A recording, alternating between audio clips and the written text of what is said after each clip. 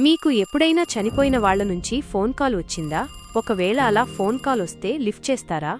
అయితే ఇప్పుడు చెప్పబోయే రావుగారి కథ పూర్తిగా వినండి. రావుగారు తన ఇంటిలో ఒంటరిగా కూర్చున్నారు. అప్పుడు అతని ఫోన్ మోగింది. కాల్ చేసిన నంబరు చూసి ఆయన గుండె జల్లుమంది.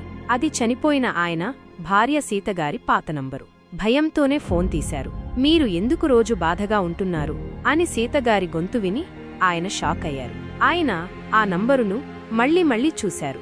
అది ఆమె పాత నంబరువే.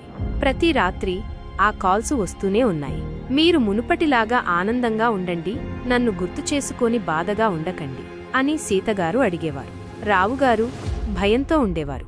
తన మనవరాలు ఆయన భయాన్ని గమనించి తదుపరి కాల్ వచ్చేటప్పుడు ఫోన్ దగ్గర రికార్డింగ్ పరికరాన్ని పెట్టింది. రికార్డింగ్ చేసే రోజు రాత్రి రావుగారు ధైర్యంగా ఫోన్ తీశారు.